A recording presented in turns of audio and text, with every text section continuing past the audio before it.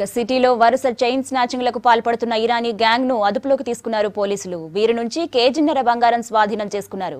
Cyberabad commissioner CV Anand ప్రస్తుతం మాట్లాడుతున్నారు. Live చూద్దాం.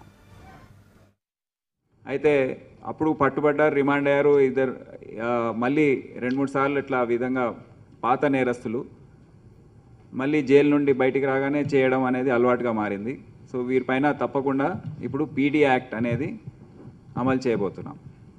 సార్ ఇక్కడ సార్ రైట్ సైడ్ నిన్న వనస్థలిపురం ఇన్సిడెంట్లో సార్ ఈ ఎఫ్జెడ్ బైక్ పైన మురళీకృష్ణ అదే ఇన్సిడెంట్లో సార్ పోలీసులు కూడా దగ్గరనే ఉన్నారు, రిపోర్టర్లు కూడా దగ్గరనే ఉన్నారు.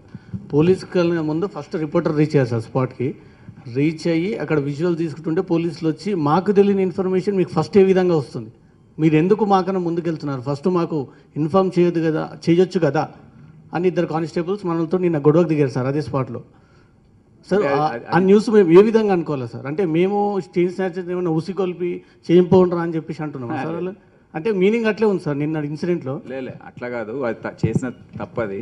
అంటే వాళ్ళకి ఏంటంటే ఆందోళన, మేము రోడ్డు పైన ఉండి కూడా మాకు తెలియట్లేదని, ఇన్ఫర్మేషన్ రావట్లేదని అనుకోవచ్చు. బట్ అది ఆ విధంగా రియాక్ట్ అవ్వడం మంచిది కాదు. ఎందుకంటే మీరు కూడా యువర్ పార్ట్ ఆఫ్ సొసైటీ, మీరు కూడా రియాక్ట్ అయ్యి మీరు కూడా వెళ్ళారంటే మంచిదే. అది మీరు కూడా ఇన్ఫార్మ్ చేస్తే తొందరగా యాక్షన్ తీసుకునే ఆస్కారం ఉంటుంది.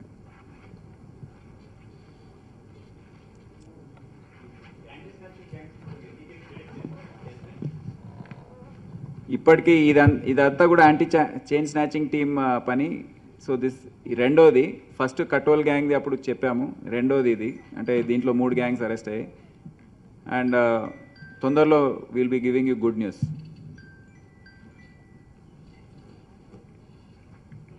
చాలా పెద్ద ఎత్తున ఆపరేషన్స్ జరుగుతున్నాయి. దాదాపు 22 రోజుల నుండి మా టీమ్స్ బయట ఉన్నాయి.